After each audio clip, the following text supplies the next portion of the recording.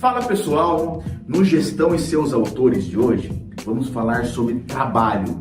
E tudo que eu falar aqui foi extraído do livro Qual a Tua Obra, de Mário Sérgio Cortella. Eu vou deixar em algum lugar do vídeo a capa do livro para vocês saberem qual que é.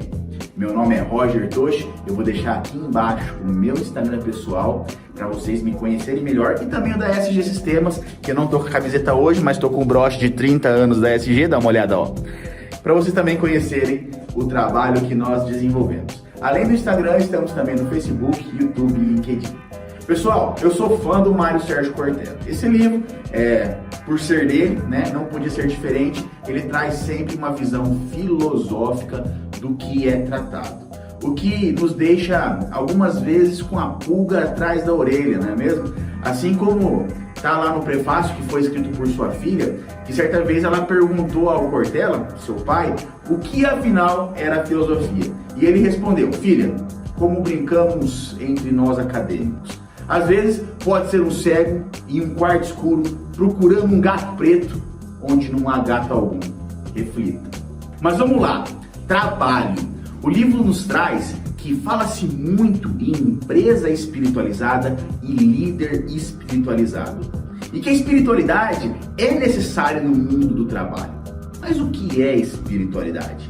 Bom, tá lá que espiritualidade é a capacidade de olhar que as coisas não são o fim de si mesmas e que existem razões mais importantes do que o imediato. E o líder espiritualizado, mais do que aqueles que ficam fazendo meditação e oração, são aqueles capazes de olhar o outro como o outro mesmo, de inspirar, de elevar a obra, ao invés de ficar simplesmente rebaixando as pessoas. Ainda a respeito de espiritualidade, Cortella diz que espiritualidade é um sinal de descontentamento muito grande com o rumo que muitas coisas e que muitas situações estão tomando. Por isso, a espiritualidade é precedida pela angústia. Ele cita lá Martin Heidegger, eu acho que se pronuncia assim, que é um filósofo alemão do século XX, e dizia que a angústia é a sensação do nada. E ela é positiva em um ponto, pois o nada é a possibilidade plena. Quando se pode se sentir o nada, todas as opções se apresentam e todos os horizontes são possíveis. Então, quando você se sentir angustiado, sentir aquele vazio, saiba que a espiritualidade pode te conduzir a um leque de possibilidades. A espiritualidade é a resposta a um desejo forte de a vida ter sentido. E qual o sentido do seu trabalho? Ainda hoje existem pessoas que enxergam o seu trabalho como um castigo. Mas por que isso? O livro nos mostra que, etimologicamente, a palavra trabalho tem origem no vocábulo latino tripalium, que era um instrumento de tortura, ou seja, 3 paus entrecruzados para serem colocados no pescoço de alguém.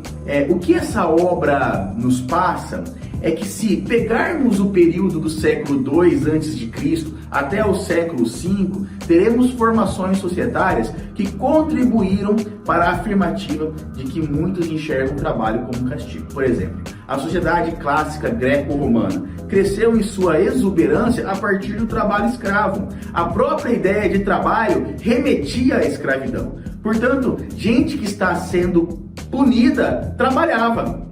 No mundo medieval, existiu a relação entre senhor e servo, onde o servo trabalhava um pouco para si e o restante para o senhor dele, persistindo então o esquema de dependência. Na Europa, Estados Unidos e até no Brasil, também existiu a mentalidade escravocrata, ou seja, o conceito de trabalho foi construído sob a lógica de exploração.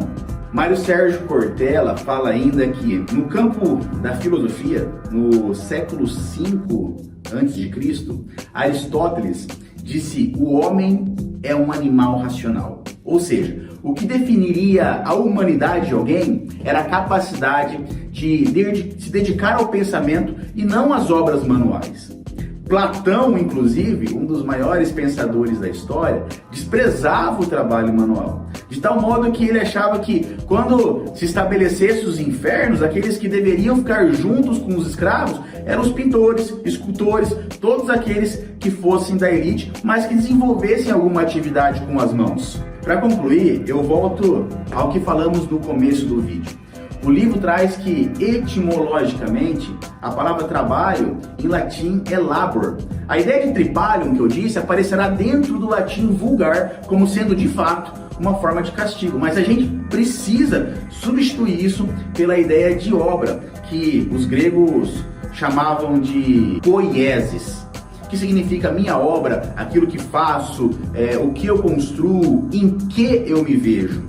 Cortella ainda escreve que a maior parte das pessoas dizem: quando eu parar de trabalhar, eu vou fazer isso, eu vou fazer aquilo. Mas você não vai parar de trabalhar, você não vai parar de trabalhar nunca, e nem pode, porque você nunca deixará de fazer a sua obra. Seja a sua obra aquela que você faz para continuar existindo ou para ter o seu reconhecimento.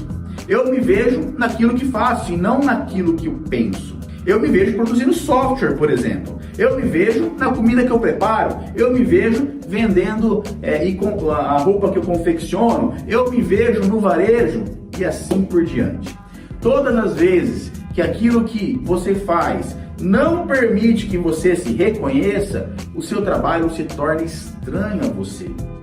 O trabalho exige conhecimento e reconhecimento, que é conhecer de novo. Reconhecimento. Trabalhar cansa? Cansa, mas não necessariamente precisa gerar estresse. Isso tem a ver com resultado. Trabalho tem sempre a ver com resultado. Porque um bombeiro que não ganha muito e trabalha de uma maneira contínua em algo que a maioria de nós não gostaríamos de fazer, volta para casa cansado, mas de cabeça erguida, por causa do sentido que ele vê no que ele faz. E qual o sentido do seu trabalho? Para você, qual é a sua obra? Pessoal, muito obrigado pela companhia de hoje. Estamos sempre produzindo conteúdo sobre gestão e os seus autores. E se esse material fez sentido para você, não deixe de nos seguir e ativar as suas notificações. Novamente, deixo abaixo as minhas redes sociais. Grande abraço a todos e que a sua gestão sempre evolua.